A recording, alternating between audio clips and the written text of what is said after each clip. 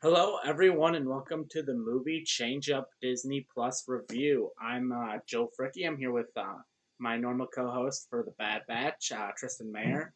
What we've kind of decided to do is normally on Friday evening, Saturday mornings we'd review the Bad Batch, but with Loki coming out and all this other Disney Plus content, instead of having multiple review shows, we just said, hey, screw it. Let's just do one review show where we review kind of everything that happened this week on Disney Plus. And one thing I want to say, we had a tree crash, or I had a tree crash through my house about 6 weeks ago, and they're finally here to fix it. So if you hear any pounding in the background, that's what's happening. Is they finally got around to fixing my roof. So sorry about Yeah, no any. trees in my house right now, but not Yeah, for the last few years at least. yeah. So sorry about any audio problems, but that's the pounding that you may hear throughout the show. It's So not Tristan, Loki. yeah, yeah. So Tristan, I think the first show we're going to talk about is Loki. It came out on Wednesday. So what were your thoughts on Loki? How did you feel about it? What were you thinking going into it? I had a pretty good time with it. I'm a little surprised that I liked it as much as I did because for me, Loki, I was not super excited about. I enjoy Loki enough as a character, but I didn't necessarily think he was a character that I wanted to see more of. I was almost at a point before the show started where I thought I need less Loki. Like we've gotten enough Loki in the MCU already, and I was like, do we need an entire show of Loki? But after one episode, I feel like we do, and even if it's not about Loki as much, I think he's getting us into some interesting locations, interesting questions, and I'm really excited to see what they do next with it. It has all the kind of mystery of WandaVision that people liked about it, but I feel like it's more intentional. It feels like something we're supposed to be paying attention to, and not just like an accidental mystery. So I'm excited to see how it all plays out, and if they can actually hold it all together for the next five more episodes now. Yeah, I really liked it a lot more than I thought I would. I was never like a big Loki stan. I know there's a lot of big Loki stans out there, but he was just a character I was never super hyped about. I thought he was fine in the Thor movies. I thought he was okay as kind of that first Avengers villain, but nothing, too great. But I really enjoyed this episode. I kind of like the somewhat of a cop feel that this show has with like Loki, with basically like Owen Wilson's character being like this rogue cop that kind of Mm-hmm. doesn't really play by the rules, and so he's going to use the villain. He's going to use a criminal to help him solve his case, and in this, story, Loki is that criminal that he's using to help solve the case. Mm-hmm. I love the whole 1950s kind of Mad Men type aesthetic that the show has. I think that's a really cool look. Yeah, I really like the vibe of the show. There's some weird, confusing things, but I think anytime you have like timeline and multiple universes and all of that, that's going to happen. But I think like nothing ever too confusing that I didn't understand the show. Yeah, I love this the look and the whole feel of it. Like you mentioned, it has that kind of 50s feel combined with the high sci-fi kind of stuff of like timelines and predestination and fate and all that kind of stuff. It really feels interested in asking those kind of sci-fi questions that the MCU kind of just shrugs past. Like when we had time travel in Endgame, it wasn't like a moral dilemma of do we travel through time or not. It was just like a very easy choice. Like, oh, we got to stop Thanos, so of course we travel through time. And I think this show can get into those details a bit. And like you said, some of the stuff doesn't necessarily make sense. I think the more the MCU explains time travel, the less it makes sense to me. Like every time a new writer tries to explain it, they just add on some like more Yeah, confusing element to it. yeah, But I like imagine that this show has a chance to be like the one that sets it all straight and like really explains what the state of the universe is after this.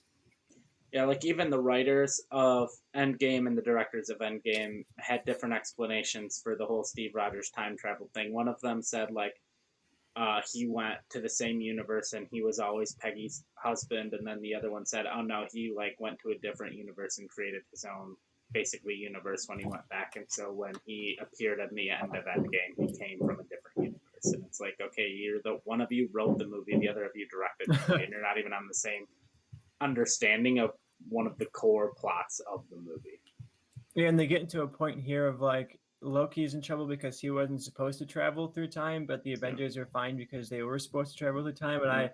I understand like if that's all they Yeah, give us, all they give us, and I can run with that. But I would like them to give us a little bit more of an explanation of like why is it okay when the Avengers yeah, do it and not when Loki does it, especially when like the Avengers would not have been in that situation if it wasn't for Loki going and getting the Tesseract. Like if he hadn't yeah. stolen the Cosmic Cube, they wouldn't have had to go through all this time travel nonsense in the Yeah. first place. I saw someone ask that similar question, and they said maybe in the preserved timeline or the core timeline that's supposed to happen, that Shield gets the Tesseract, not Loki, and so they still have to go on the same adventure. But it's Loki getting the Tesseract instead of Shield that causes them to have to go back in time.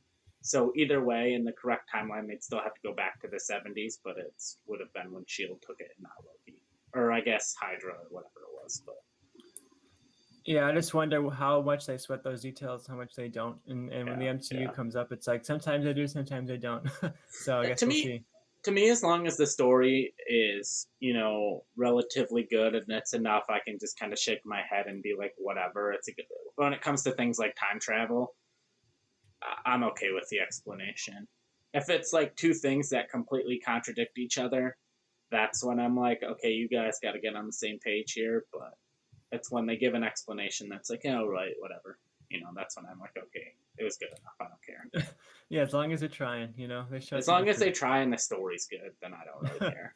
Yeah, and this story is pretty good. I can get into the recap a bit as we're going along. All right. But yeah, I was definitely into the story, not just like the aesthetics and the mystery. I think WandaVision had that kind of the aesthetic and the mystery is all really interesting, but the core of it is just not very interesting to watch, like week to week. Yeah. And I Yeah. think this could potentially have the balance of both, where it has all the mystery and it also has some interesting story moments to actually enjoy.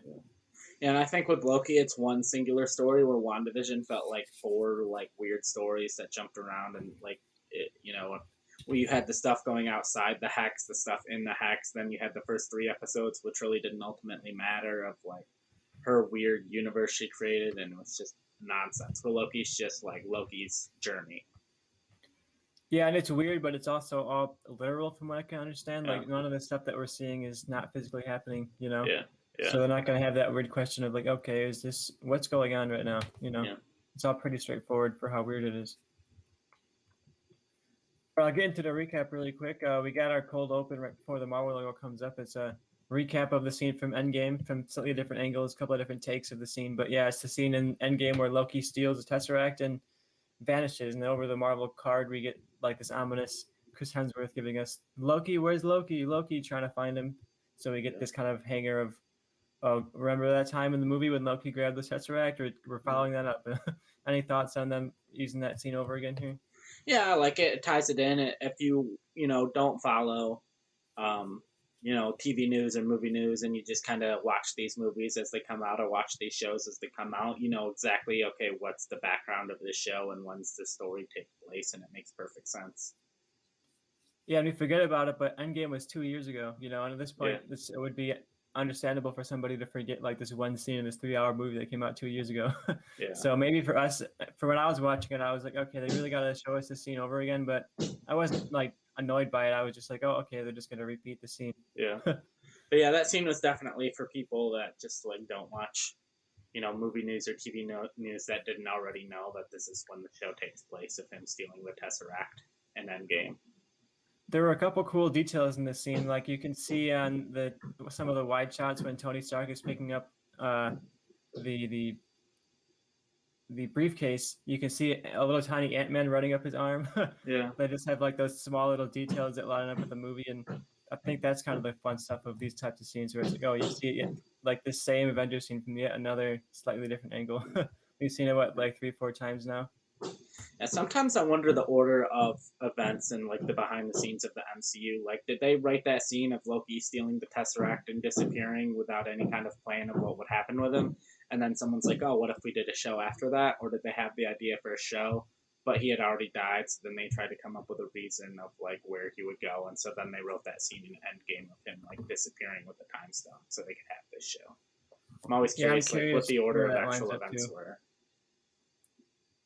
Yeah, it would be interesting to find out. I would have to guess that they at least wrote in this scene here for the future of storytelling out of it. Like it wasn't because they thought it was a good ending for Loki, Yeah. So Loki, after this, he wakes up. We get a kind of green and purple Marvel Studios logo in the theme of Loki. I thought that was pretty cool. And then Loki wakes up. It's always cool when they change up the logo even a little bit. Like when WandaVision had the black and white kind of like logo at the beginning. That's always fun. Yeah. And Loki wakes up in the Gobi Desert. He's surrounded by locals. He's kind of like the world Similar he to doesn't really know. yeah. I want just because you brought this up, I want to say I think it's going to be a not what's it like a callback because it reminded me very much of Iron Man, Tony Mm-hmm. Stark when he lands in the his Mach 1 Iron Man suit in the desert surrounded by parts, and it was like a identical shot with Loki. So I think Loki's about to go on a similar journey of being this kind of dick asshole character to kind of like a good person. Yeah, I like that parallel a lot. I think especially because it's not just, oh, here's a cool shot from Iron Man. We're gonna do the same thing from Loki, just because it feels like you said it's a foreshadowing of what Loki's arc is gonna be. And Loki's had like a redemption arc over the course of the MCU, but I think it's got a little bit diluted. Like he's been the bad guy in one movie, he's been a good guy in the next, and it's kind of like, okay, where is Loki as a character? And I hope that this show can give us like a clear redemption arc or redemption arc or whatever direction to go with Loki in this show. But Yeah, it'd be fun to get that like an actual through line for the character. for sure. So Loki is trying to assert his dominance over these locals in the Gobi Desert, but quickly he's interrupted by time cops from the TVA. They're claiming that Loki uh, messed up the timeline by stealing a cosmic cube, and they're here to correct it. So Loki gets kind of captured and arrested by the TVA and taken off to some other world for judgment. What do you think of this scene here? Yeah, I thought it was cool. I like their little like portals that they walk through. I like the look of that. It's kind of cool. Mm-hmm. Yeah, I like the effects in here. Like you mentioned the '50s kind of aesthetic to the world, and I almost feel like these effects are slightly '50s. Like they look good, but I think like the idea of like, oh, they're in the middle of this desert and they just have like these doors that come up and they walk through them. It feels like an effect out of like Doctor Who or Star Trek from like the '60s, but Yeah. just done a little bit with modern technology. I like the look of it. So Loki's captured by the TVA. He's been taken to the TVA, and like you mentioned, it's kind of this '50s deco kind of look to it, merged with this sci-fi. Like there's Skrull walking around. This allegedly a Peggy Carter in the background. I'm not quite sure if it is her. It's Yeah, just it's kind of like like a very blurry, and person. it could be literally anybody, but it kind of has a sort of similar haircut as Peggy Carter, so people are saying, "Oh, look, it's Peggy Carter," and it's like maybe it is, maybe it isn't. I'm sure nothing will ever come of it, so I don't think it really even matters. I mean, either way. Yeah, it'll be one of those fun things where it's like you can believe it is if you really want to, but I Yeah, would be shocked if it came back in any way at yeah all. it's my what do I call it? It's basically Rex in Return of the Jedi, Mm-hmm. where he looks exactly like Rex. He's identical to Rex, and they said Rex is at the Battle of Return of the Jedi, but apparently that guy's not Rex. So, We'll talk about Rex a little later too, I and think. yeah, we will. But yeah, I liked the look of the TVA here. I wish it was a little more crowded. Like I would have liked if it had like a Star Wars feel almost, where it's like filled with different aliens and different people from all across different timelines. That would have been interesting, but they went I for would that have, kind of almost eerily empty kind of look. yeah, it would have been cool if we just had like a random, like it was packed with people in Loki, and it's just like a random cameo by like a popular like MCU character, if just like Star Lord happened to be there. Yeah, that would be a fun potential. Even if it's not Star Lord, you could throw in some creature from Guardians of the Galaxy or anything like Yeah, that and yeah, connect it to the other movies. But yeah. Just like a what if we had like Baby Rocket was there? that would be fun. Or uh, Howard the Duck. I feel like Oh, he could have some timeline that mischief. would have been my pick. Is Howard the Duck was one of the characters. Yeah, but yeah, we get a light cameo from a scroll. I'm surprised that scrolls aren't more prominent in some of these Oh, I shows. missed that. But oh yeah, I guess I saw the clip of it. They're standing at kind of like a counter I think Okay, it's the same scene that Peg Carter's in. It's a little earlier in the scene. okay. Yeah, we get those slight cameos, and then Loki is kind of put on trial for his actions and told that he wasn't supposed to grab the Tesseract and travel around and do his mischief because Yeah, that's not what the sacred timeline says. So he's sentenced to being reset, which I believe is either just totally erased from time or having your mind reset. They haven't quite given us the details of what being reset means, but it sounds ominous and it sounds bad. yeah. It doesn't It's sound like essentially anything their you want death, to I have think. it. Nope. Yeah, it sounds like the bad solution. But thankfully, Loki doesn't have to get the bad solution because in comes Agent Morbus, played Morbius. by Owen Morbius, Yeah, similar to the upcoming Sony Studios Marvel movie, but not exactly. And he's played by Owen Wilson, who I thought was really great in this role. I thought it was nice to see him not play up the Owen Wilson kind of oh wow kind of role. Wow. He was kind of breaking his character a little bit here, which is something that you don't necessarily like when you hire an actor like that for the MCU. I expect to get like a Jeff Goldblum and Thor Ragnarok type thing, where it's like, oh, he's just playing like Jeff Goldblum. Yeah. But he actually feels like he's playing a character in this. He, like you said, he has that like gritty kind of cop who's like the down is that cop that no one really wants to work with because he wants to follow the rules and he doesn't want to follow the rules and he wants to go by his own rules and that kind of Yeah. cop. I like him a lot. But yeah, Owen Wilson rescues Loki from this certain death and kind of brings him into work on some sort of secret project that we don't get a ton of detail on until later on in the episode. What did you think about this moment with Loki and Owen Wilson? Yeah, I really liked it. It was definitely reminiscent of a lot of those cop shows of like two partners coming together, or like the partner or like the cop trying to convince the bad guy to work for him and all that. It's Mm-hmm. very, and I like the whole. They had it a few times throughout the episode, but like the whole rewinding thing. Whenever Loki would do something they didn't want, they'd press Mm-hmm. that button and he would like rewind. I really like that. Yeah, it was also a fun scene. You mentioned this kind of cop drama feel to it, and I thought it was fun. Like the judge is saying, like, "Oh, you can't do that. That's against protocol." And then Owen Yeah. Wilson's like, "But I really want to." And the judge is like, "Oh, all right." Like I was like, "Oh, it didn't take much convincing. You just like Yeah. asked, and they said yes."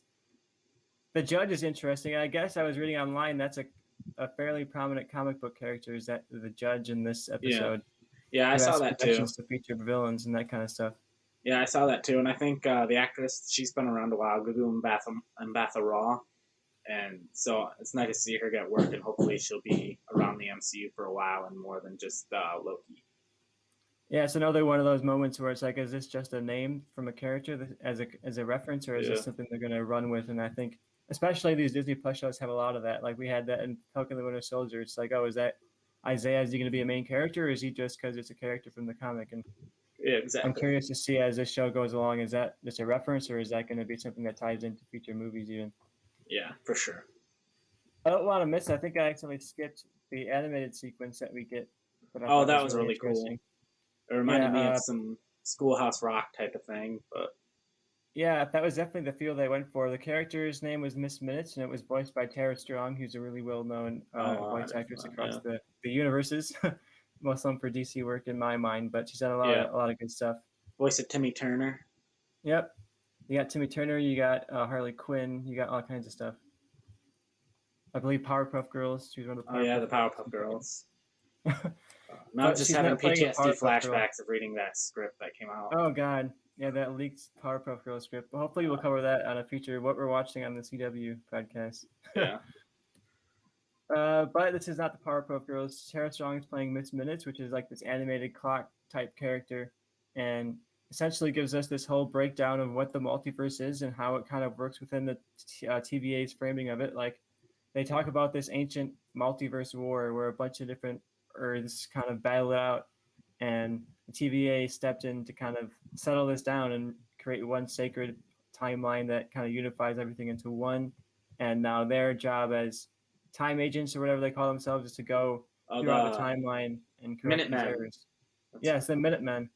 They stole that one from DC too. But yeah, well, I think they and more stole that from history, but you know. well, yeah, but that is an interesting animation because people were like waiting every second through WandaVision for them to mention a multiverse, and they were like, "Oh well, I guess it's not going to happen in WandaVision." And then I didn't expect like first 5 minutes into Loki, they're like, "Oh yeah, multiverse." It's Yeah. like, "Oh okay, I guess it's here." I wonder if something like the multiverse war is something we're gonna see or hear more about in like the Eternals or something like that. That was what I was thinking. It feels like something that would be in the Eternals because they had that ancient kind of fantasy to Yeah. them. Yeah. But I'm also wondering how much of this is true and how much of this is like propaganda from the TVA. That's Like also true. I'm not quite sure I buy into this sacred timeline thing. I don't feel like that makes sense with what we heard in Endgame about time travel. And I don't know if that is me overreading MCU's logic of stuff or if it's intentional and we're supposed to realize like is the TVA gonna fall by the end of this season? Are they gonna be having some ulterior motives? I'm sure we'll get deeper and deeper into the TVA's like secret motive as the show goes along.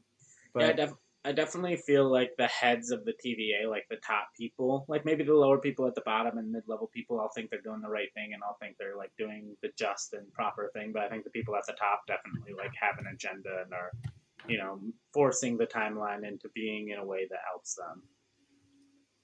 Yeah, that's what I'm thinking. Because like, there's gonna be this moral dilemma of like who decides what is coherent to the timeline and what's not. Like, what about Loki taking the Tesseract is breaking of the timeline? Like, why is that so important for Yeah. these Time Lords to maintain? And I'm curious how much of that we'll get into. I'm sure we'll get into a lot of that. I imagine Yeah, Owen Wilson's character will have some kind of journey of discovering some higher motivations. I imagine, like maybe he has his own existential crisis when he realizes like his place within the for universe sure. is just Yeah, as small as Loki's. You know. yeah, without a doubt. And we had this through line in the first half of the episode where Owen Wilson is also doing this kind of crime scene investigation, where he's going to some kind of ancient church and interviewing some girl who was attacked and saw some kind of other creature. And we don't get the Yeah, explanation of what it is until the end, but she points to this giant stained glass demon yeah, and with says, big "Oh, it's horns. Mephisto from WandaVision." Oh, is that what? Oh, yeah. But it was I this don't think big thing that's a with big line, horns. As but soon as I saw the big horns, I'm like, okay, I know what that is. everyone on the internet was really freaking out that it was Mephisto, and I hadn't seen the episode yet. And I pulled up Twitter and I saw trending was like Mephisto Magneto. I was like, did Loki pull some crazy shit in this premiere? Like they gave us all the WandaVision things, but yeah, it was people were thinking it was Mephisto, but I thought it was pretty obvious what they were going for, Yeah, and that the it's big hey, old you know horns, how the the main fallen character. demon type thing. It's obviously Loki. Yeah, you know how the main character of this show has a helmet with big giant fucking horns on it. Yeah, that's probably who it is. Yeah, don't reach into the Marvel lore and pull out some like C tier character that nobody knows about and be like, it Yeah, has to be them. yeah, it's definitely not the main character of this show who wears a helmet that gives him giant fucking horns or anything. One thing that I thought was interesting in this scene that they don't really like follow up on at all in the episode is this running thing of the gum and the candy, like these '90s candies that are popping up like throughout time. Yeah, This young girl has this gum that she doesn't have any reason to have in this timeline that the scene takes place in, and it yeah. turns her mouth like all blue, and the mouth of the demon on the stained glass is also all blue. So I wonder if that's kind of a connected thing. Like maybe this gum is going to come back in some weird mystery kind of way. Oh yeah, that's true. And we see it later with the pop that the soda that Agent Morbius keeps drinking. That was a real energy drink from back in like the 80s or the 70s or the 90s, Oh, some I kind of didn't know that. old time, when the old people were around. Yeah. I think it was the 90s. I read it was like the first energy drink ever produced or something like that. Oh wow. So I wonder if he's going around throughout time and like gathering up all these like expired or canceled candies that he misses and keeping them for himself. That could be a fun like character quirk. Yeah, I could definitely see that. But yeah, I'm curious to follow up on that. We'll follow up more on Owen Wilson's thing a little bit towards the end here. But you mentioned you like the cop kind of feel to it. So how did you feel about Owen Wilson's sort of like investigative plot through the beginning of the Yeah, episode? I really like that. I really like that scene when he goes back to the 1500s and it's like always that interviewing that girl and like it was like just basic detective work. But I kind of like how I hope like a lot of these Disney Plus Marvel shows do that, where they're like, okay, we're gonna take a genre and then we're gonna put like a weird kind of crazy style on it. Like, okay, we're gonna Mm-hmm. make a cop drama, but we're gonna make it this weird Loki time travel, out of time cop drama. And I'm like, okay, that's kind of cool. Yeah, I like that, taking the Marvel kind of aesthetic and applying it to these other genres. Even WandaVision was like, oh, we're going to take a sitcom or like a Yeah, cop thriller type thing yeah, and apply this crazy WandaVision yeah. filter over it. Falcon and Winter Soldier did it a little bit, but not too much. They basically are like, all right, we're just gonna do the superhero version of like a spy TV show. Yeah. But Civil or So Winter Soldier that introduced both Falcon and Winter Soldier was already like a spy movie, so it didn't really like feel like too different already. one scene that everyone's really talking about in the episode is when Loki gets essentially the MCU recap video where he watches like his Oh, own storyline play out throughout the MCU. yeah, That's right around this part here. Because Owen Wilson is having this sort of interrogative relationship with him where he's trying to get Loki to join his side. And Loki, over the course of the episode, has this turnaround where he sees himself as like this big untouchable god, but slowly realizes like he's not that. And a big turning point for that is his Interstellar moment where he watches like his whole life yeah, play out on this hologram before him and goes through the whole emotions of realizing like, oh, I didn't win. I didn't take over the world. I fought side by side with Thor, and then I got killed by Thanos, and I just had this kind of tragic plot ending. Yeah, basically, I mean, in 2 minutes time span, he watched his father die, his mother die, and himself die, and realized that his life's mission was not to take over Earth, but it was basically to be the inspiration to cause the Avengers to come together. Like that was your mission. You were a stepping stone. That was your, ultimate place in the galaxy, as you were a But Owen stepping Wilson, stone. I like that. I think it was good existential crisis for Loki, and I think he sees himself as so big and huge in the Avengers, and then to have this come like right after the Avengers, because this is like not our Loki. This is Yeah, fresh off of the Avengers Loki, so he's coming off of that defeat from the first movie and this realizing all of this. But I also think Owen Wilson's character puts an interesting positive spin on it, where he says like, "Oh, I don't see you as a villain. I see you as a person who inspires the best in people, like who brings people together, who brings out the best in the heroes." I yeah, think that's an interesting, positive way to look at like villain characters. yeah.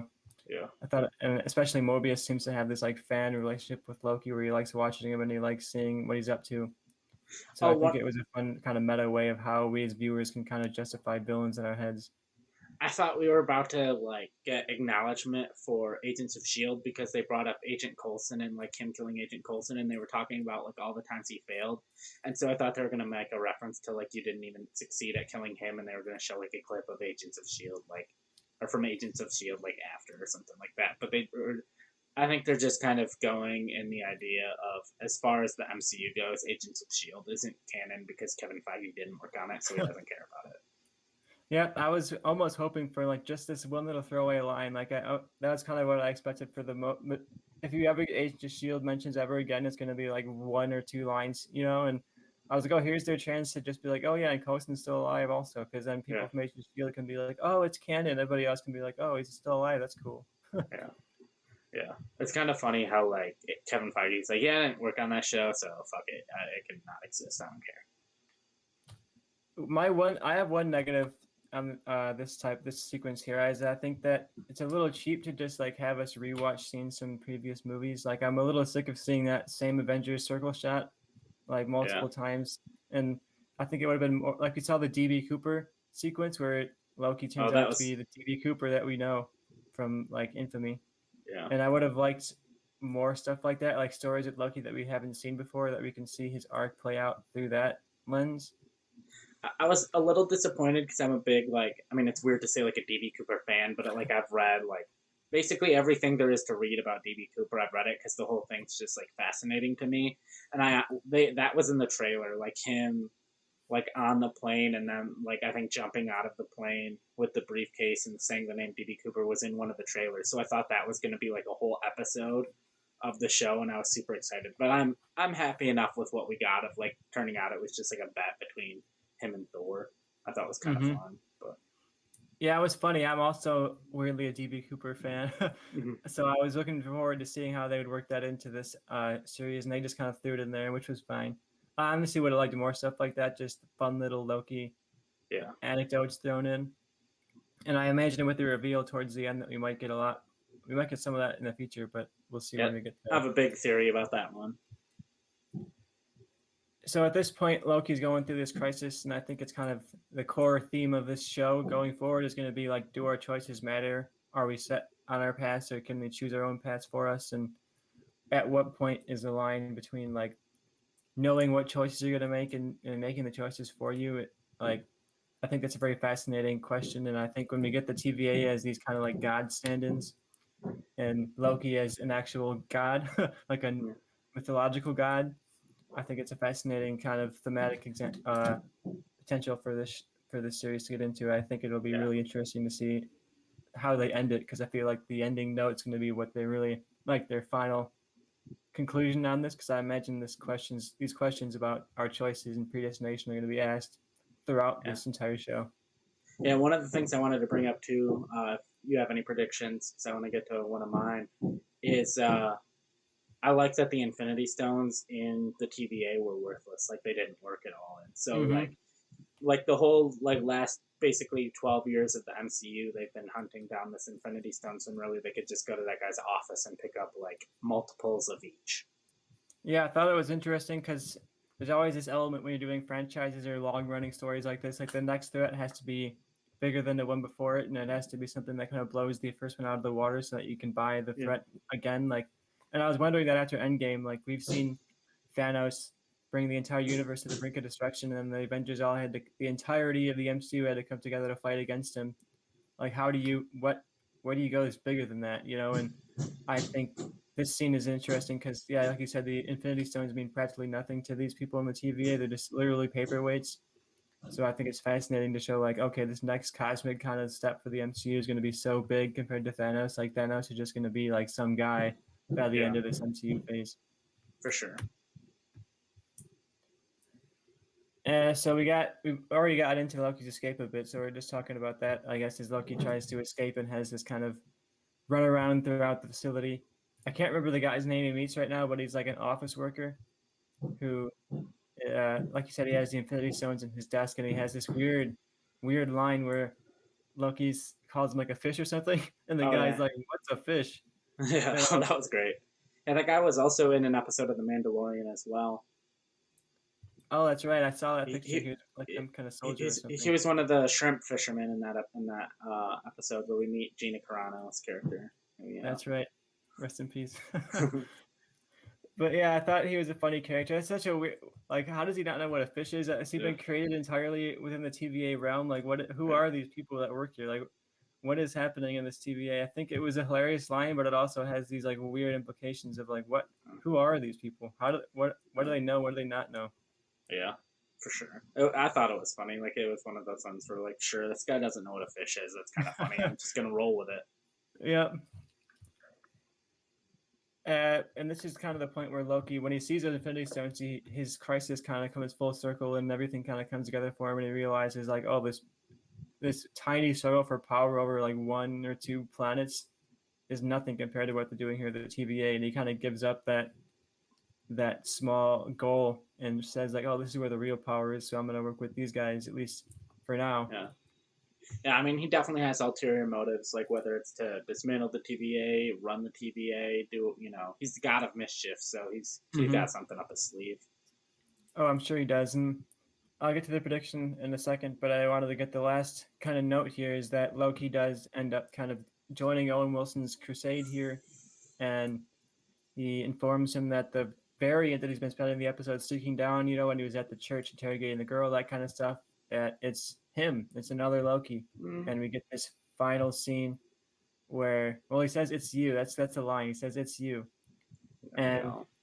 in the final scene is a hooded figure burning, and I can't remember what timeline, what year it was taking place, but it was some kind of like oil boom looking like old west Yeah, era. yeah, And the TVA shows up and they find that someone's out here stealing oil, so they just shrug it off. They're like, oh, some time traveler got greedy, taking oil, whatever. Let's just reset the timeline and go. And they put down the timeline reset bomb thing. Very cool prop, by the way. I like the look of yeah. that.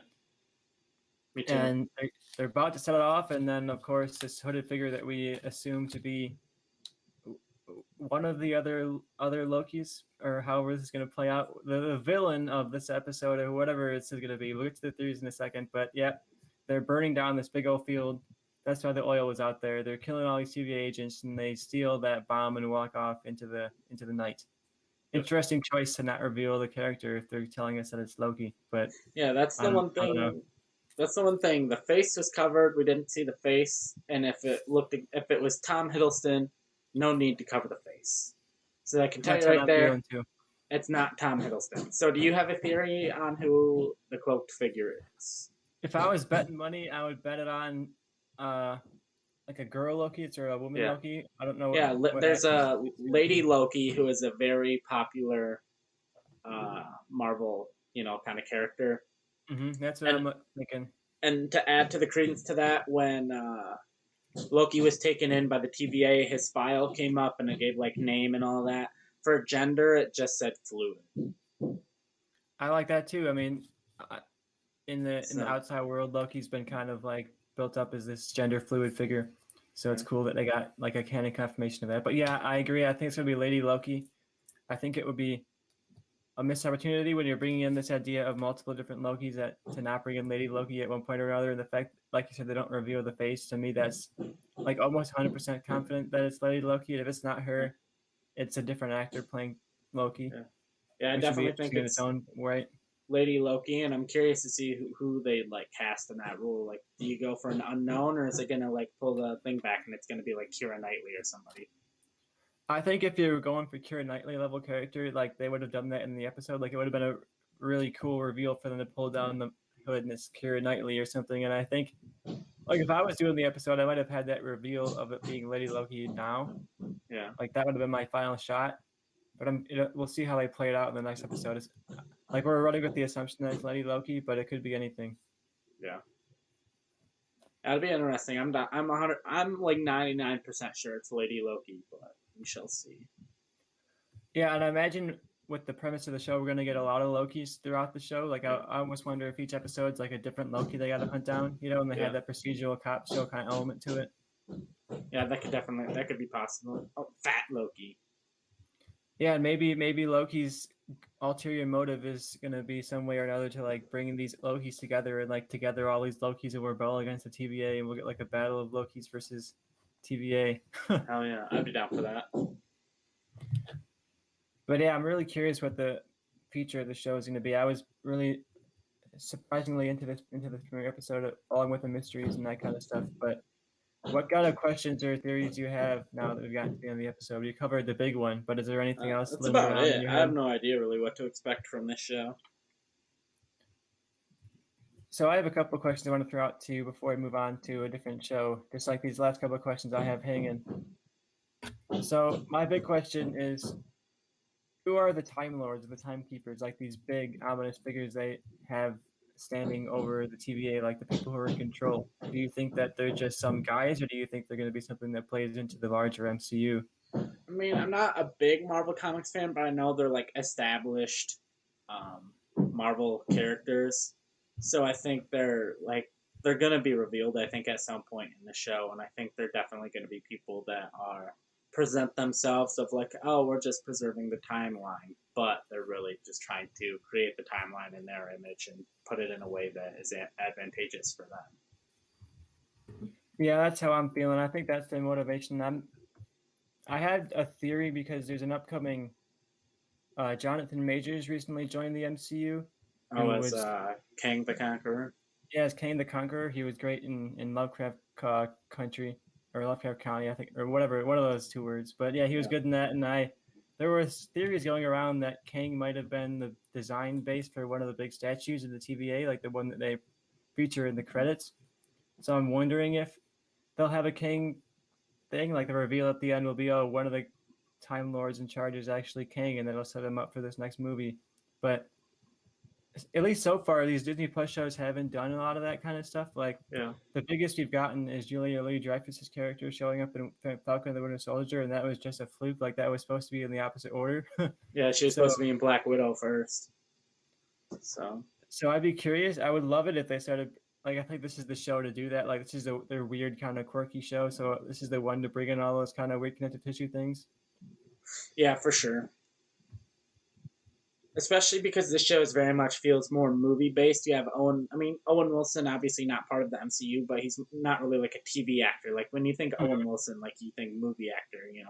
Tom Hiddleston was like the main villain of the first Marvel movie, or the first Avengers movie. I mean, um, where like Elizabeth Olsen, like has mostly been in movies, but she's not like this big time actor or anything. Mm-hmm. She's mostly known for the MCU, and she's never led an MCU movie. So you're like, okay, whatever. Same with Falcon and Winter Soldier. Like, neither of them have led an MCU movie. They've been sidekicks.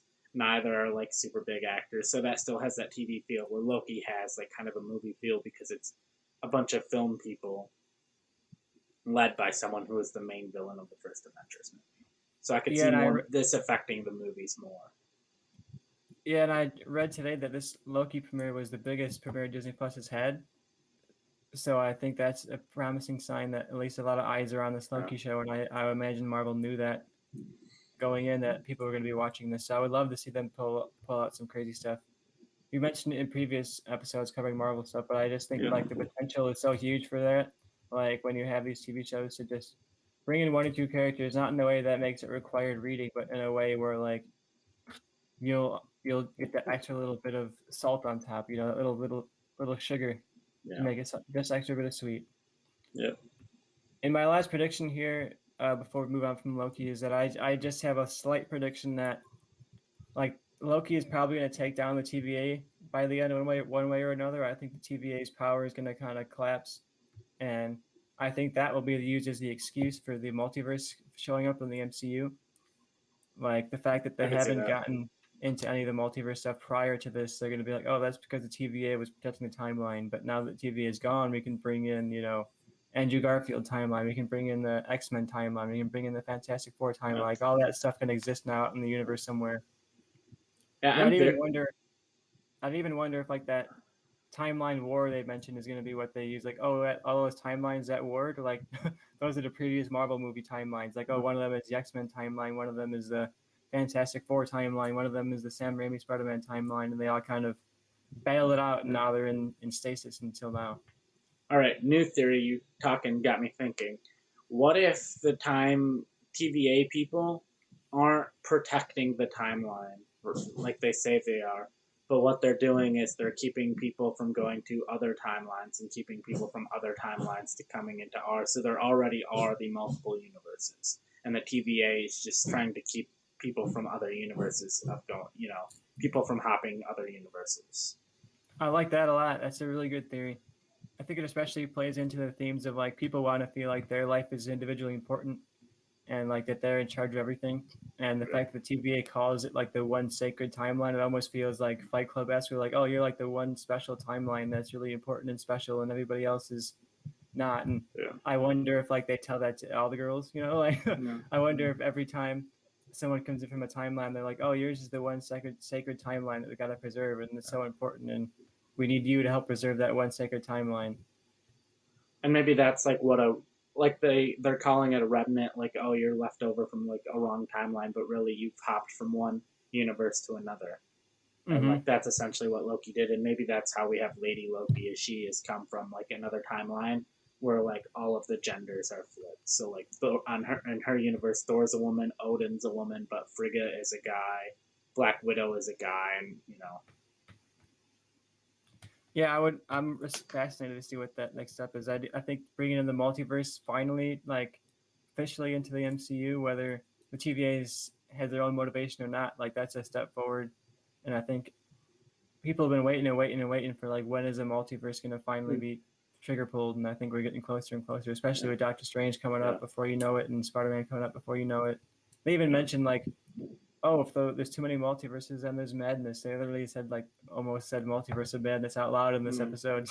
Yeah. So I'm sure they're gonna bring up some stuff at least. Yeah. That was the Loki premiere though. We covered pretty much everything. Yeah. Any last thoughts, Joe, before we move on to anything else? Nope. I'm down to talk some Bad Batch. Yeah, down for Bad Batch too. Surprisingly good Bad Batch episode too. Good week of Disney Plus shows this week. Yeah. I thought parts of it, you know, for Bad Batch were a little anticlimactic after some build up, and I'm lessening on some theories actually that we've had that we've been pretty strong on. Yeah, let's move on to the Bad Batch. So this is the most recent Bad Batch episode. I think it was episode 8 of season 1. I didn't write down the title of it, but you know it's on Disney Plus. I think you guys can. I think it Find was it on there. episode 6. Episode 6. Oh, episode 6. I'm way ahead then. Or maybe not. I don't know. Yeah, well, it was a new Bad Batch episode. Yeah. Part of the way through this season here. This is kind of an Adventure of the Week episode, but not really. Like a bunch of storylines come up. Yeah.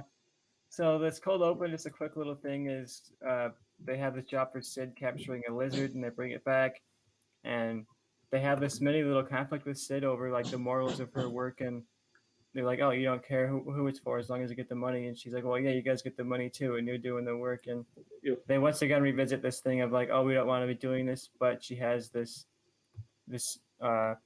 debt hanging over us now. It's a literal debt, but I thought it was a really funny scene towards the beginning here when Wrecker and Omega are trying to go off and get this like essentially like I don't know, puppy mix or whatever you'd call it in Yeah, the Star Wars basically like universe. popcorn, essentially, is what it Yeah, it's looked like a like. popcorn, and that was fun. I love when a Wrecker is like, "Oh, it's just to make the kid feel better." And it's Yeah, obviously Wrecker wants it just as much as the kid.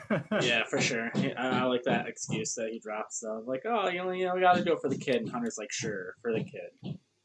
Yeah, then Hunter, like a scene later, is going over his debt with Sid, and uh, she's like, "Oh, we got to pay for docking fees. You got to pay for this and that, and then you also got to pay for like 40 pounds of Yeah, popcorn." And Hunter's like 40 pounds, and then they cut from that instantly to Wrecker and Omega getting these huge things of popcorn. They're like, "Oh, just put it on Sid's tab." yeah, I thought it was fun, and yeah, that of was course good. they're bonding Wrecker and Omega Yeah, just the as rise before the fall. the rise before the fall. You're right. And feel free to interrupt me if you have Oh, any you're thoughts. fine, I you're just fine. wanted to get through this one pretty quick. And then, much quicker than I thought we would get to it, we were already at the point where the reveal from last week's episode had come into Yeah, fruition. I thought we were gonna take a 1 week break from that. I thought for sure we were gonna get Crosshair this episode. I'm gonna be surprised if we don't get Crosshair next episode because it's like at the point where I just forget Crosshair exists. That's what I was thinking too. I was in the exact same spot as you. I thought, oh, this is going to be a crossover episode, and then maybe next week, the week after, or even like the finale of the season, we'll get back to whoever that character was. But the show is running through stuff pretty quick. This isn't the only build-up kind of mystery that gets resolved in this one Yeah. episode. But yeah, the secret cameo. We had plenty of theories, and I think I the said I agreement said to it's one of two, and they chose door number 3. one. Yeah, we went through a ton of theories and did not even know if we mentioned this one, but this feels obvious in hindsight. But yep, the hooded figure from last week that was worn by the, I guess you call it the antagonist of last week's episode. It's Captain Rex. He shows Yeah, up once again, returned. Last time we saw him, I think it was in the finale, the final season of Clone Wars, technically. yeah. Or Return of the Jedi if you've watched that recently. Yeah, or Return of the Jedi. But yeah, Captain Rex shows up and he says, "Oh, I'm here to help you guys out." And good timing because we're gonna have a lot go wrong in the episode ahead. But how do you feel Yeah, about this reveal? Are you satisfied by it? not really because there was no build up to it. It was just like Rex was there, and then he was like, "Oh yeah, by the way, I was the hologram at the end of the last episode," and I'm like, okay, I guess." Like I rewound it. I'm like, "Wait, did I like catch that right?" And I'm like, "Oh, I guess he's the hologram." Like there was so much to me in this episode that just felt like anticlimactic. Like that reveal that I thought would be like bigger and more important. Like that reveal was so like not much of a non-reveal. They might as well have just shown Rex as the hologram in the last episode. Yeah, it was a weird choice to not show him. I know Dave Filoni likes to have that kind of mystery and build up, but if you're only gonna have us wait a week, like what is the If we're gonna what's the have a build up? week, and then as soon as we see Rex, he's wearing the same robes, and he's like, "Oh yeah, it's the hologram." Then it's like, why hide it? Yeah, I thought it was an all right reveal. I liked like the slow, like you obviously I know that it's a hooded figure. You're not quite sure who it's gonna be because you just see the hood and then you see the arm come out and you realize, oh, he's wearing clone It armor. could That must mean it's a clone. And it could have when been he Lady stands up and it's Loki. Rex, could have been Lady Loki. Could have been Mephisto. Could have been. But yeah, I think it was an all right reveal. I just wasn't. I don't know. With all the build up, you'd think it would be either a surprising character or a badass reveal. Like maybe he shows up and saves him later in the episode. That would have been a little bit cooler, at least, than just Yeah. having him show up randomly in the bar. Like if they had kept him a hooded figure in the bar, and like you saw him and you realized, oh, those are the same robes, and there's like something about this hooded figure, and then something goes down, like their debts to Sid, and then that causes a thing, and then the hooded figure comes out and save them. I'd be like, oh, okay, that's fine. But for the hooded figure just to like stand up, be like, "What up?" I was like, okay, this is whatever. Like I didn't hate it, but it was. I just felt like it easily could have been better. Yeah, we'll move on from there already to another long running season mystery that was addressed this weekend. We're back with Record's headaches. He's complaining about his headaches, and uh, it obviously leads directly to talking about the inhibitor chips. And when Rex hears that the Bad Batch hasn't removed their inhibitor chips, he gets this sort of PTSD moment where he's ready to grab his gun and he says, "I don't want to bury any more of my brothers. I've seen what the ships can do to people. I like this scene a lot. I think it really gets into the, like I Yeah, said, the PTSD of this kind of experience. Like Captain Rex, all these clones really, they went through such an intense experience, but Captain Rex in particular had a really, really rough time with Order 66. If you've seen the Clone Wars and you've seen yeah. It like, was. It was not a fun day for old Captain Rex there. yeah, and I think it's interesting, like the irony of him saying, "I don't want to bury any more of my brothers," while he's about to grab his blaster, potentially kill some of his own brothers. And I think that shows like the warped thinking that this kind of Yeah, trauma can inspire in someone, even someone like Rex. yeah, But yeah, once again, I'm surprised how much the episode covers of like these story lines that I assumed were going to be season arcs. Like I didn't think Wrecker's headache thing was going to no. come back until like much later in the season. Same with I, the I, hooded figure. I know we save like predictions for the kind of our end of our discussion, but I'm like below 50% now that I think Omega is force sensitive. Just because my main piece of like reasoning for why I thought she was is I thought like she would do something that uses the force and that would trigger Wrecker's like Order 66 and then we'd have like that big emotional moment. But like even this episode, like when he flipped like it and the chip activated, like it didn't even feel like that emotional for me. And like there were more emotional moments like when he like in the last episode started to say like good soldiers follow orders after he hit his head and stuff like that. Like, and so for this episode, like it just didn't hit me. Like if she had used the force and I felt like there was a chance like he could take her out, like obviously it's a kid show and he's not going to, but now it's like okay, if Omega uses the force, I'm gonna be like, why? Like who cares? It would have been way better if she used it before, and like that's what triggered the Order 66 in Wrecker. Yeah, I'm starting to change my theory on Omega as well. I still think she has some force sensitivity, but I don't think she has like the full force abilities that we see from like Jedi. I wonder if she just has specifically like this force empathy because we see her use that empathy with Yeah, Rex too. Like she looks him right in the eye and they play a little music cue for a second, and then she says, "Oh, you're Gen 1 clone," and she yeah. just knows from like the intuition of looking at him. Well, she So says I because I wonder. can see. I mean, she's been around all of the clones and like knows all of the clones. I like she says, "Oh, it's because like the wrinkles on your face." So I think she probably just.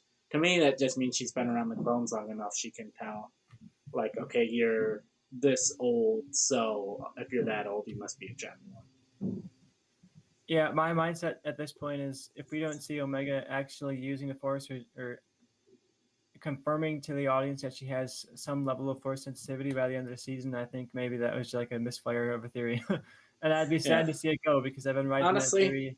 But honestly, I think at this point, if she was force sensitive and could use the force, we would have something by now besides just like the level of empathy. Like there would have been a moment of us being like, did she use the force there, or was that something else? mm-hmm. And like we haven't had anything like that. Now I'm like, there was a time where I was like 95% sure, oh, she has the force. Now I'm like 20% she has the force, and like 60% she's an accumulation of all of the Bad Batch powers, Mm-hmm. and like 20% something else. Yeah, I'm still leaning towards the Force powers. I think it might manifest itself differently, and maybe that could be explained as like, oh, that's like she's a clone, so we are experimenting with like specific.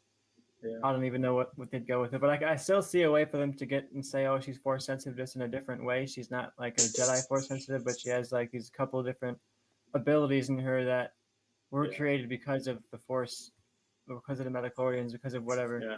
But yeah, I'm definitely a lot colder on the theory than I was a couple of weeks ago. So they set their plan for the episode. In order to get the chips out of their heads, they're going to go to a big old starship graveyard. Uh, I I believe this is the same graveyard site that Cal Kestis works at the beginning of Jedi Yep. Fallen Order. Yeah, I was gonna ask if you were a Fallen Order, if you played Fallen Order, because that is Braca, which is where Jedi Fallen Order opens on. Interesting timing that the day the episode came out is also the day that Jedi Fallen Order got released on PS5 and Xbox Series X. I think Ooh. that's pure coincidence, but I I don't think know. it I was think there are a probably fun some. coincidence. I wouldn't be surprised if there's some level of collaboration, like if they were certain communication at Lucasfilm of like, oh, we're gonna do Jedi Fallen Order on PS5 5, and they're like, we want to release it on like May 31st, and they're like, well, if you wait 2 weeks, you can release it on the same day that we're gonna have that same planet in uh, Bad Batch, and they're like, oh, that sounds good. Yeah, I thought it was a fun coincidence or a planned out thing. Either way, the Force works mysterious ways. And their goal here is to go to a crashed Jedi cruiser where they can recover some Jedi technology to essentially recreate what Rex did to get his ship out, and do that to Wrecker and I imagine to the rest of the clones. Yeah, and this also confirmed to me Crosshair is 100% flipping back to the good side. Because to me, this was all a setup to show that they have the ability to take out Crosshair's Order 66 ship. Yep. And I would imagine, like, Kamino probably has this, like, sitting around, in the lab. They're not going to have to go back to this buried treasure type thing to get it again. Yeah, for sure. We get some team bonding in this build up here where we're just getting, like, they kind of ask Rex, like, oh, how did you get this done? And he says, oh, I had help. He gives it a typical, like, vague Dave Filoni answer to a question. Yeah. We're like, well, it didn't answer any question at all, but it works for the audience. Yeah. That's a story for another time, as some people would say. It's almost frustrating where I'm like, so Hunter didn't follow up on that question. He was just like, oh, all right. Yeah, help. Good conversation, good talk. Yeah. But we get some interruption with some action here where Wrecker, they have to climb across this rope to get across this big kind of gap of water.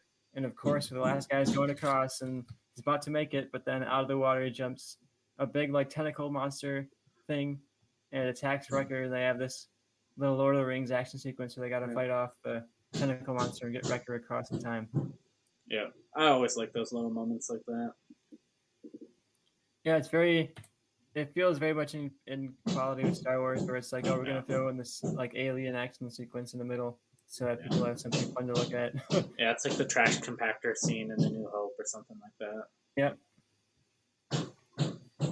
And then we have a bit of an emotional moment too, where Omega is hesitant about doing an experiment on the clones because she says, like, oh, if it goes wrong and I lose you guys, I literally have no one, which is true.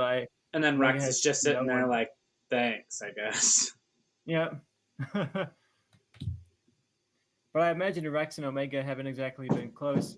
Like, no, I mean, they met Rex yesterday. Would do the nice thing, and I'm sure Rex is not a bad guy. He'd probably take her in, and especially if she's a clone herself. But yeah, I wouldn't want Omega to lose your entire family. Rex would probably take her back to Cut LaQuaine because he knows Cut. Omega would probably be like, oh, like I had, I'd rather have been with the Bad Batch, but those were good people. So Rex would probably just take her back there. So Hunter kind of like comforts her and says, we're not going anywhere, kid. And they go in and do this experiment on Wrecker. And Wrecker's ship gets activated. He says, you are in violation of Order 66. And he has this kind of... I really like this action sequence for what it was, like Wrecker versus the entire Bad Batch. Yeah. And the Bad Batch is obviously trying not to kill him, but Wrecker is firing to kill. Like, he's not holding back at all. I thought it was a really cool scene. Yeah, I did like the flip of, like, the kind of goofy, kind of dumb Wrecker to, like, just straight fucking murderer, mentality. Of, like, I really like that. I just wish there was, like, slightly better, like, story around that, Yeah, something more plot-based to have, or more character-based to have triggered it rather than plot-based, which would have been more interesting. I almost would have preferred this episode to be like a two-parter, I think, is where I'm at. The one part is meeting Rex and doing something with Rex. Second part, the episode maybe ends with, maybe they have their helmets on for most of the most of the first part, and then Rex looks at the side of their head and realizes none of them have a scar. And he's like, oh, you still have your chips, and then that's when they have the conversation, and then part 2 is like taking the chips out. Yeah, I think this is one that probably would have benefited from more time because there's a lot to cover. It's almost like they answered 2 of the biggest questions of the show so far, of who is this guy in the hood, and then what are they going to do about their chips. Yeah. But I like this action sequence overall. Wrecker turns against the crew, gets into this kind of big battle. I like that every member of the crew had like their moment against Wrecker, you know, like a little Yeah. moment to shine and to be cool.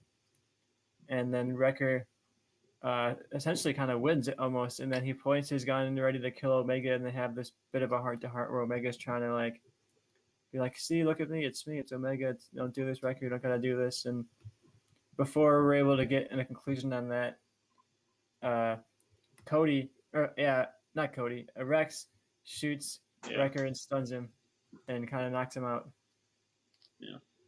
Now, this isn't What do you think Kenobi. of We don't this? have Captain Cody yet, who I think, or Commander Cody, who I think is going to be in Kenobi.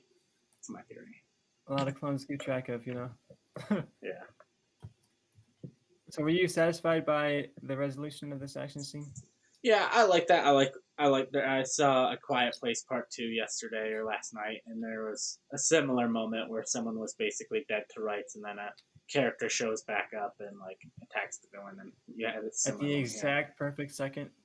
Like the exact, I always love that. Like if I ever write a movie, like if I ever have a professional movie written, I don't care what the plot of the movie is. There's gonna be that moment of like the character, like you had it in Rogue One with Cassian Andor shows up.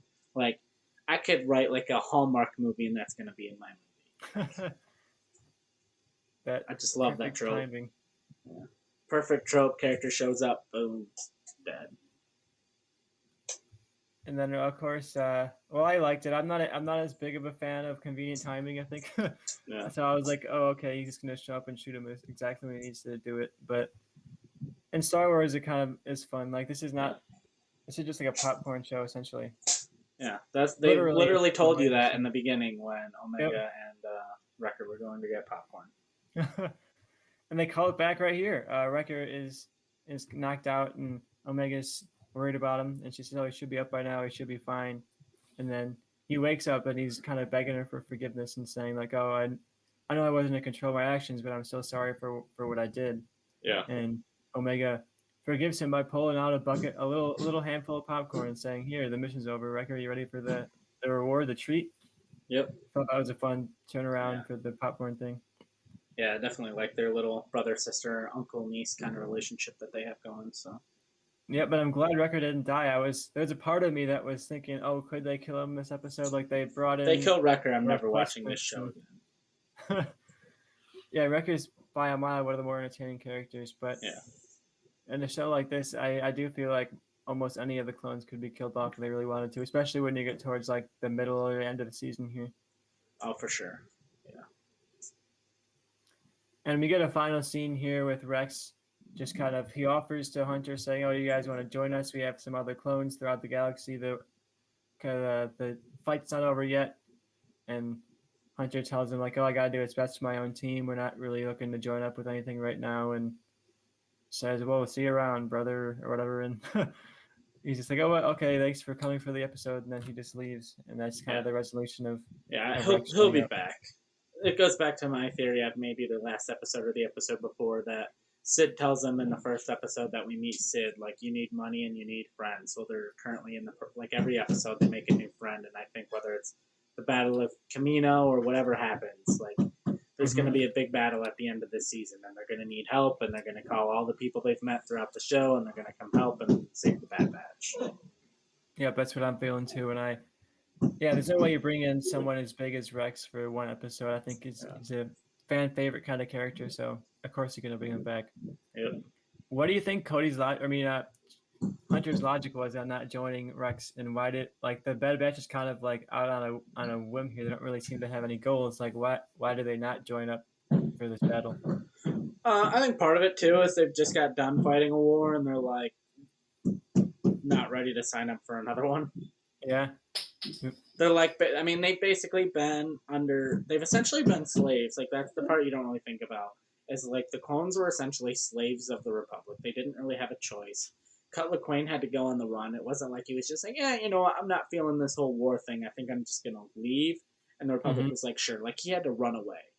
So this is kind of the first time in their lives they've all been free and able to do what they wanted. So I could definitely see them being like, yeah, we didn't go from slaves forced to fight in a war to then going and having to fight in another war that we signed up for. Like, very true. we're just gonna do our own thing for now. Y'all Yeah, I have like that fun. logic a lot. I think it cleared up a bit for me, honestly, because I was wondering, like, the Bad Batch have nothing. Like, they barely have a place to stay. They barely have income. Like, why would they not But they have join up on the old freedom. friends thing? But yeah, like you said, having the freedom of choice, I think, is a big thing in the Clone Wars and Bad Batch, and it makes sense to me that they would be like, I don't really want to get involved in another Yeah. huge galactic conflict. Maybe you can Yeah. just hang out and eat popcorn for a while. Yeah, we're just gonna hang out, eat popcorn, and chill with this kid. Unfortunately, it doesn't go that way, it seems, because they were spotted by some junkyard bounty hunter type looking characters, and they say, "Oh, we're gonna tell the Empire we just spotted their persons of interest out here at this ship graveyard." So I would be shocked at this point if Crosshair doesn't show up next week and Yeah, gonna they've get his done. revenge on the Bad Batch. See what most animated shows do, at least the ones that I remember seeing and see, is like they'll be like, oh, like here's this thing that's a hint for what's to come, and normally what's to come is 2 to 3 episodes later. But what Bad Batch has been doing is like, no, here's the hint at what's to come in the next episode. Yeah, So yeah, when they're like, oh, like tell the Empire, so like yeah, Crosshair is definitely going to be the main antagonist in the next episode, or at least like Admiral Rampart or someone else from the Empire. yeah, I definitely. We haven't seen any of Admiral Rampart really outside of like one episode, so I would like to see Yeah, a lot more from him going forward. If he's gonna be like a yeah, big antagonist of the show, we got to at least get a couple good yeah, episodes out of him. yeah, Yeah, but like you said, Bad Batch has been doing that, or they'll set something up, and I'll think like, oh, that's gonna be like a season long thing, and then like within an episode or two, it's already covered. It's different yeah, for Dave Filoni, where you get like, you don't get the resolution of the Ahsoka Vader fight for like 3 seasons or whatever, and it's like yeah, he likes to just leave things hanging for like whatever he feels like doing them again. And this show yeah. feels a bit more fast paced. I don't know if it's his writing has evolved or if he's just decided to write differently for the show in particular or Well, because I what, think but it's moving a lot faster. this one, I mean, number one, you go from a 22 to 16 episode season, so already you're cutting out basically all of the kind of filler episodes.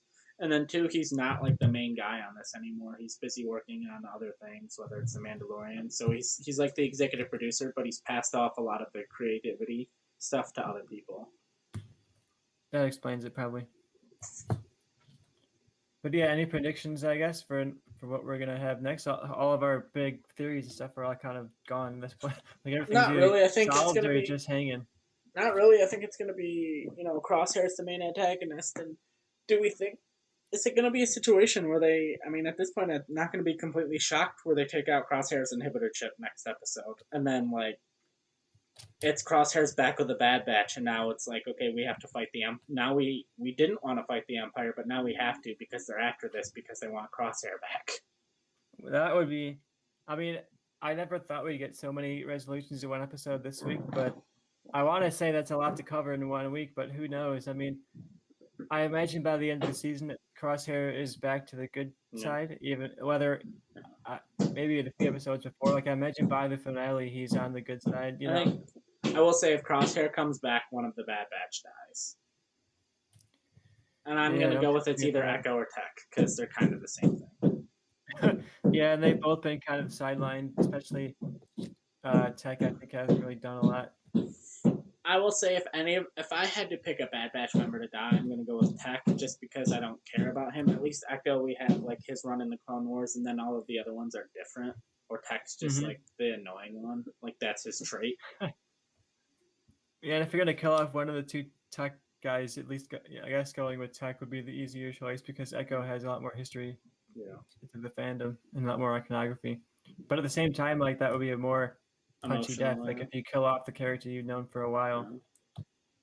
I think that And could I be a could good also direction. see they don't kill off Echo, but he goes and basically assimilates into that one tech station that because there was a clone in Legends that was in a similar situation that became a cyborg, and then he essentially assimilated into like a computer program, Yeah, and then I'm curious. becomes Echo Base on Hoth. Yep, that would be something that they could I'm do. still saying I'm like 40% chance that's a possibility. If 40%. yeah, he goes to like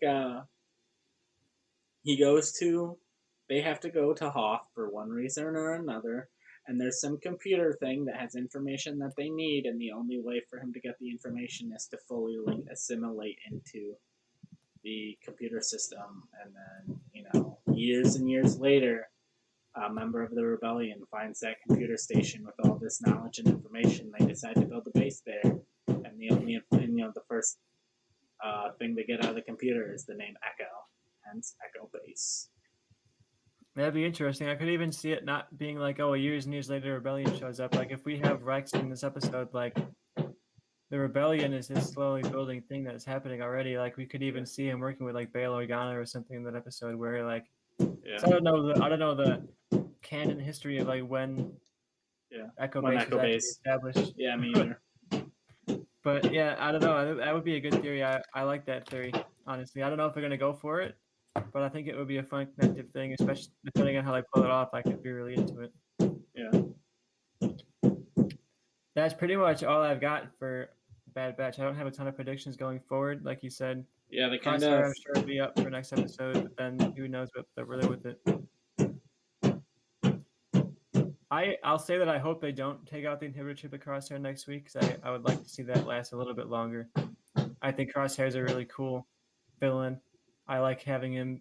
I like this idea of like the clone versus clone kind of thing, and we haven't gotten a lot of that yet.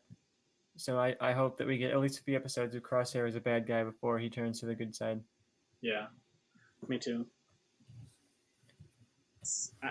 I expected more appearances of Crosshair than what we got. So I thought it would kind of be a back and forth thing of like, okay, they'd fight against the Empire in an episode, then they do like a kind of A-Team style mission in an episode. Then they fight the Empire, then they, do another mission. Then they fight the Empire, but it's kind of just been all working for Sid. So yeah, I wonder if the back half of the show will be paced differently than the front half. Like the front half is very like the first couple episodes are Empire focused, but then it has been very much Sid Mission of the Week episodes that tap into tie in other characters that we know. And I wonder if the second half of the episode or the second half of the season will be much more focused once again on the Empire and building up that Camino conflict. Because if the battle for Camino type thing that we're theorizing could happen is at the end of the season, they have a lot of work to do to get us there. Yeah, I could definitely see it being a situation of like a lot of the Sid-based episodes where like, okay, we need all of these Sid-based episodes so they can have all of these, friends and acquaintances to then go and use to fight the Empire. So it could be a lot more Empire in the back half, and maybe we've pretty much seen all of the Sid episodes we're gonna get. Yeah, we'll see. I wonder. I do think Sid could be one of those characters that shows up in the finale. It's like, oh, she had a change of heart and she realizes that she has to fight alongside for the good guys or whatever. And that could be fun. Any final thoughts, or are you ready to move on to a couple of movies if you want to talk about those? We can talk movies. You want me to talk Raya and the Last Dragon, or do you want to talk Cruella first? Go for Raya. I've been talking a lot so far. All right, yeah, because you I don't know. You were much more. I didn't dislike. I enjoyed the episode of The Bad Batch, but you were much more of a fan of it than I was, so I let you talk. But Raya and the Last Dragon was really cool. I had really no idea what to expect. I probably saw a trailer for it, but I really didn't remember it. But I knew it became free on Disney Plus this last week, so I decided to watch it and check it out, and I really enjoyed it. It was a lot better than I expected. I loved all of the Kurosawa samurai visual influences. I'm a big Aquafina fan. I loved her in Crazy Rich Asians. She was great in what's that movie that she was in like a year or two ago? Farewell. The Farewell, yeah. She was great in The Farewell. I loved her personality as the dragon. I had no idea she was in this movie, but as soon as I heard the dragon talk, I'm like, oh, that's Aquafina. Didn't realize that was Kelly Marie. Speaking of Star Wars and Bad Batch, did not realize Kelly Marie Tran was the voice of Raya until after the movie. I looked it up on IMDb. I'm like, oh, that's who it is. Good for her, though. I figured they got some random unknown because the voice, it just didn't sound familiar to me. And there were a lot of famous. Benedict Wong I picked up immediately as the voice of kind of the guy that follows him around. Asian Ninja Baby was the greatest thing I've ever seen in my life. How did no one ever tell me this was a thing? I figured this would have been all over Twitter and Reddit, but apparently no one else saw this movie either. Unfortunately, it was one of those movies that kind of failed. So if you want to give a little basic premise for people who might not have seen it. I probably should. So the movie opens and it's this desolate world.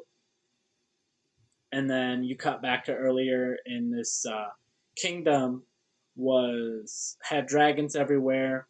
And then when the dragons disappeared, they made this like dragon gem that held the dragon power, and the kingdom fractured into, I believe, 5 pieces because they all wanted this dragon gem because of the power it held. Well, they were around this lake that kind of resembles a dragon. You had like Talon. I don't know. They were all named Heart, Tail, Spine, Talon, something like that. And Heart, which is where our main character of Raya is from, held the dragon, gem thing, and they were all fighting over it. And one of the things I really like is normally in these Disney movies, you have like the daughter princess characters like, Dad, we can unite the kingdoms. Like all the kingdoms should be together, and the dad king is always like, no, like we fight against each other. That's what we do. All the other kingdoms suck. We're number one. But I really like kind of the flip on that, where the dad's like mission in life and goal in life was he wanted to unite the kingdoms again. He wanted to show that the kingdoms could work together, and that was kind of the lesson and mission he wanted to pass on to his daughter. Well, Mm-hmm. he decides to have this dinner and invites the heads of the other kingdoms over, and the daughter of one of the heads of the other kingdoms meets Raya, and they become friends. And she shows her where the dragon, the powerful like dragon gem thing is. The daughter betrays her, and then the gem ends up fractured. Minor spoiler alert, but it's you can probably figure it out. And so from there, uh, becomes a desolate world full of fighting and all of that. And there's this evil entity. Normally, like smoke monsters and evil entities like that, I'm not a fan of, but I thought it worked kind of well in this movie because I thought the main antagonist in the movie was more of like a ethereal type thing of like not trusting each other and just the Mm-hmm. shittiness of people rather than like one villain. So I thought the kind of energy monster thing worked in this movie. But yeah, I really enjoyed it. I really like the themes and messages. And then I went on like the Reddit discussion thread, and everyone was just like shitting on this movie. I'm like, did no one else see the same movie I did? Because I thought it was, really cool. If you're a fan of like Asian like samurai films, if you're, just basically if you have kids and you're like, oh, I want to, the kids want to watch a movie and you haven't seen it, it's like not one that's gonna make you want to pull your eyes out with a spoon. So definitely worth, I think even, I don't have any kids. I didn't watch it with any kids. I watched it alone in my room and I enjoyed it. So Yeah, I really liked it a lot. I thought the visuals were fantastic. I saw it in theaters back when it came out in theaters. I think I saw it in IMAX or Dolby, one of the big like premiere screens for AMC, and I thought the visuals were incredible. So I was just kind of blown away. It reminded me a bit like when I watched premiere of Bad Batch. I was almost reminded of this, where like yeah, the animation has come so yeah, far at Disney. I yeah, was just blown away by how good it looked. because the dragon has hair. It's not scales, and you feel like you could pet the dragon and like feel like Mm-hmm. the hair fibers like in between your fingers. Like it's crazy. Like I almost want to go back and like look at Monsters Inc. and look at Sully and be like, oh my god, like that looks so fake. Because like when that came out, that looked real. I was really blown away by how expressive the faces were too. Like I think Kelly Marie Tran's character, I can't remember. Oh, Yeah. it's obviously Raya. Raya, the main character. But Raya. Her yeah, name's in the title. I Yeah. thought her face was really as expressive, and not in like a big Disney expressive, but like almost like a genuine performance. I don't know Yeah. if it's performance capture or not, but Yeah. it looked really good. I And know. just And the colors of the world and all the different realms, like you mentioned, there's like these shattering of the multiple realms, and I thought they all had like a really distinct look and color palette to them. That all I thought it was gorgeous movie to watch. So I definitely yeah. recommend it too if you just want to like veg out and watch something cool. Yeah, just like the visual style, like everything about like visually was really cool. Like maybe the story could be better, but like as far as like a Disney movie, animated, movie goes, I thought it was really good. Yeah, and I thought it was good too because, like you said, there's not like a one main villain. It's just a villain of like not trusting people who are different than you.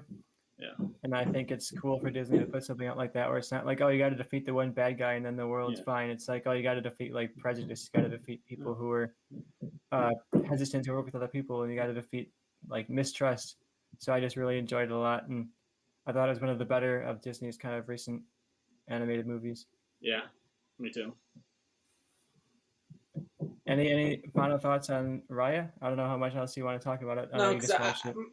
mean, I mean, it's one of those movies where it's like It's a solid, good movie. If I, is it going to make my like top 10 of the year? I think it might have came out last year. I don't really know when it came out, but is it my top 10 of the year? Like probably not. But is it? Will I watch it again if I'm with someone that wants to watch it? Yeah, I'll watch it again. Yeah, that's what it is for me. It's not one that's gonna sit with me forever, but it's one that I'll come back to, and especially because people didn't really see it, so it's gonna be one of those Disney movies where if it comes up in conversation, you're gonna be the one who's like, "Oh yeah, I saw that, and it was actually really, really good," and you can be Yeah, like the advocate for yeah, Raya.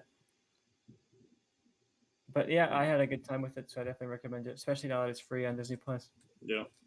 Free things are the best things.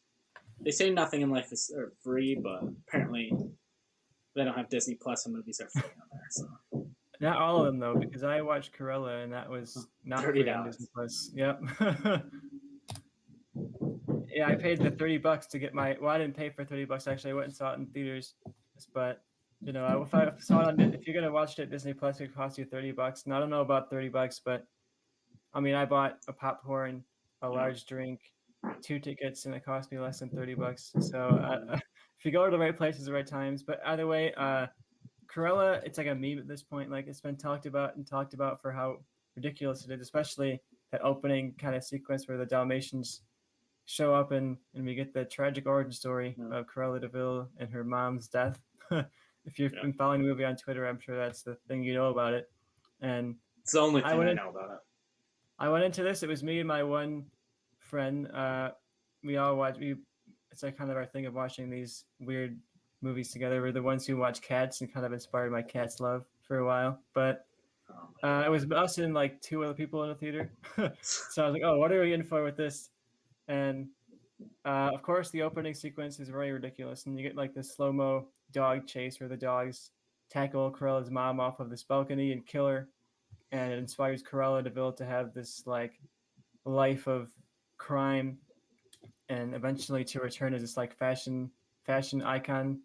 Similarly to like Devil Wears Prada, she becomes this fashion student for this really high end fashion designer, and slowly and slowly but surely like turns against her and becomes this like mad fashion queen of Cruella de Vil. And I'm not gonna lie, Joe, I had a great time with this one. I thought it was really, really good.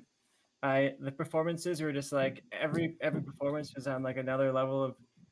It's just a rare movie where I feel like everyone who was making it was completely aware of what the movie was and like the quality they were going for. And there's no random actor that's off tone. There's no like random sequence that's off tone. Like everything feels like in this weird camp reality of Cruella. I had I a heard really, really fun time with it. I heard my boy Paul Walterhauser was exceptionally good in it. He was really good in it. He's been talking on Twitter a lot about how much fun he had with the role and how much fun he had with the accents and the costumes and everything like that. And I was like, oh, okay, you're just like trying to market your movie or whatever. When you watch it, you can tell like he's just having the time of his life on this Yeah, set. And I feel like every actor was doing that. Like Emma Stone is just hamming it up so hard as Cruella. And I was very into it. The costumes, the style of it, everything was just kind of like really elevated. The one complaint I have is I think the soundtrack was a little bit too much. Like it's almost Suicide Squad esque, where like every other sequence is like this soundtrack heavy yeah. montage. Was it like And was there a theme in like the songs? Was it like? Cause I look at the trailer and I look at like the aesthetic of it, and I feel like the soundtrack is entirely like 80s and 90s punk music, like British punk music. it should have been that. That's probably the biggest problem. It's like it's all 70s music, but a lot of it is like dad music. Or it's like who picked these? The only person who didn't know what the movie was is the guy who was picking the songs, I guess, because I wanted it to be like a British invasion Yeah, soundtrack or like a Riot Girl kind of soundtrack. That's the aesthetic of the movie. But some of that is there, but a lot of it is just like 70s rock yeah. anthems. I look at that and I'm like, that should have been an all like Sex Pistols soundtrack. Probably would have improved the movie a lot, but I had a good time with it. It's not something that's going to be winning, might win like costume design or something, but it's not going to be like a Best Picture winning Oscar type movie. Yeah, But I had a good time with it. I just like seeing a big, ambitious kind of movie with a bunch of weird choices, and yeah, especially with Disney, where so many of their live action movies, especially recently, have just been like practically shot for shot, if not actually shot for shot recreations yeah. of movies you've already seen. That's what I wish a lot of these live action movies were. Were like instead of hey, we're gonna remake the movie, as like tell a different story. Like the Lion King one, there was a line in that movie that I was like, that's what the movie should have been. Is like when Scar says to Mufasa, like, "You will not beat me," and then he pauses. This time, I'm like, fucking, you should have made that movie. That's what I would have loved to see. Yep. Is like the first battle between Lion and or Mufasa and Scar, where like Scar gets his scar, and like I think that could have been like an interesting story, and I feel like it would have made just as much money and got just as much attention. I feel like, hey, this is the kind of thing that caused the rift between Scar and Mufasa, where they start off as like best friends and brothers, and then it kind of falls after that. Yeah, I thought what was very impressive was that it wasn't just like a recreation of 101 Dalmatians, or it wasn't just like, oh, here's 101 Dalmatians, the plot, but from the POV of Cruella. And it wasn't even just like a bunch of connective tissue and, oh, here's this thing from that thing, and here's that thing from this thing. It has crossover characters and like references within it to the other movie, but I haven't seen that movie in like 20 years at this point. I barely know the plot of 101 Dalmatians. Yeah. But I was able to follow Cruella perfectly, and I was able to Oh, capture a couple of the references, and I'm sure I missed a good amount. But yeah, it wasn't hindered by I like you need to know saw the source material. I saw something else on like Twitter or TikTok or something. Did you see the post credit scene? I did. Yep. That's problematic. Yeah, there's. I don't know how much I want to spoil for it, but there is a post-credit scene that sets up It's a little troublesome. what sets up the next movie. I mean, it sets up 101 Dalmatians in an interesting way. Like it implies that spoiler, I guess, but Pongo and the other it's one not like are any important thing to the plot. But yeah. like Cruella drops off Pongo, and I can't remember the The woman's other one. dog's name from 101 Dalmatians. But the post credit scene is, I guess I'm just gonna spoil it.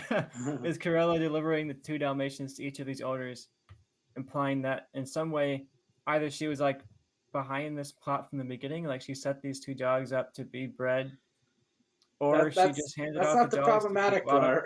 I don't know what they're implying with the post credit scene really, but I'd like to hear your problematic part, Joe. The problematic part that I saw that everyone is implying is that Pongo and the girl are genetically brother and sister, which is I was kind of wondering fucked that up. because like people were thinking that, but I didn't read them as being like I thought they were just different dogs from the Okay. ones in the movie. Okay, But I don't know. I didn't watch it. I just saw like screenshots and then people talking about it. So that was what they had all gathered was that Pongo and whatever the other one's name are brother and sister. And I'm like, That would be real problematic. that's a I mean, little that would fucked be up. hilarious. This movie is a weird one because yeah, I didn't read them as being the same dogs, but if they are, that's pretty hilarious. Yeah. But yeah, that would be hilarious. I mean, this movie is very weird, and it kind of throws out the original plot in some ways. Like the characters are there, but Yeah. like the Cruella isn't I mean, is you different. also can't say that these are like this is canon right to the first 101 Dalmatians or even like the Jeff Daniels one because what's her like the girl I guess like the whatever I don't Anita, I remember. think is her name.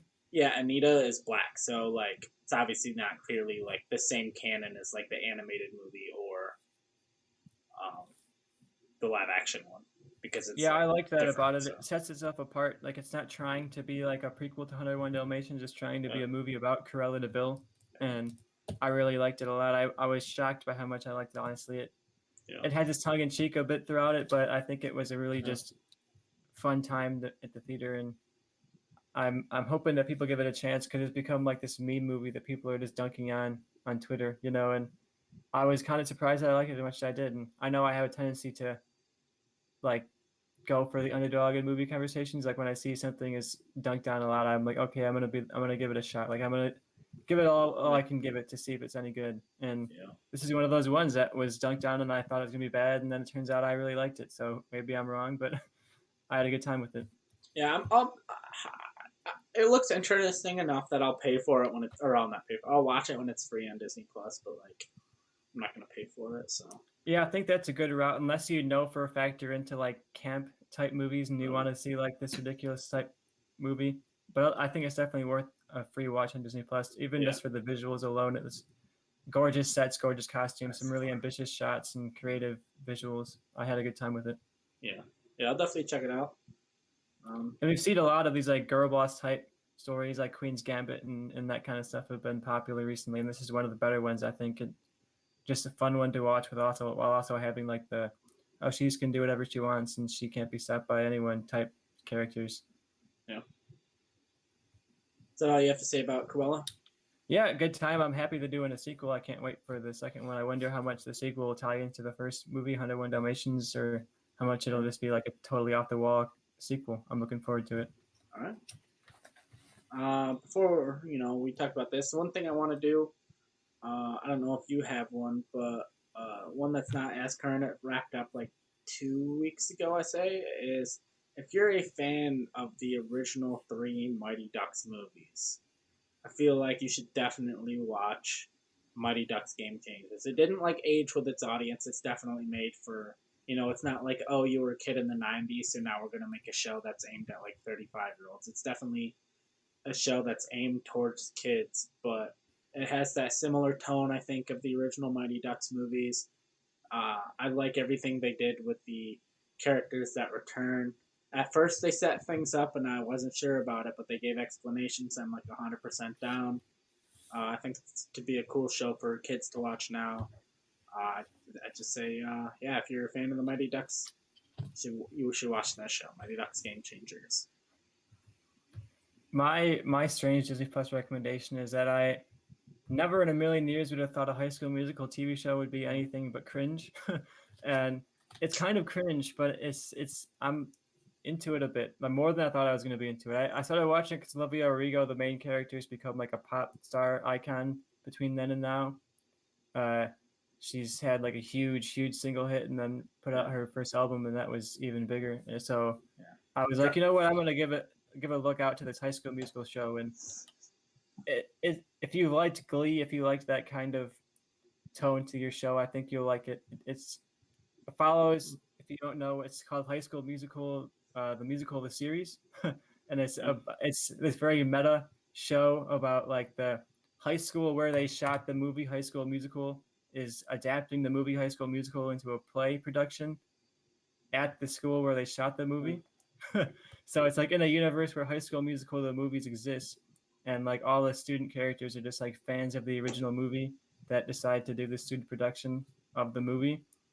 So it's very meta. There's a lot of like parallel characters and a lot of weird kind of jokes. So I just had a really good time. If you want to see something weird, you might want to watch it. But if you also want to get some nostalgia going for like Glee era TV, I thought it was pretty fun, heartfelt. Like it's heart on its sleeve type high school drama that was just fun to watch. All right, yeah. I will say, driver's license, kind of meh. Good for you. It's a fucking banger. That's Real that's my banger. that's my thought of the day. Um, all right. Any other final words before we wrap up? That's all I got. I had a fun time with this. I'm excited to come back next week and talk about some more stuff. All right. So there's not going to be any more individual Bad Batch review episodes. They're all just going to be kind of part of our Disney Plus review show. We're going to be back on Monday doing a Hall of Fame episode. It's going to be our first ever Hall of Fame episode. We're going to be talking about movie villains. So if you want to see me, Tristan, Johnny, and Bobby talk movie villains, come check us out. Give us your thoughts in the comments on any selections you would pick in our various categories. Should be a fun, interesting show. Going to be kind of cool to test out, do something different. So come watch us Monday at 7. Have a nice rest of your weekend. And if you're watching after the weekend, have a nice rest of your day. And if you're watching like a year from now, get a life.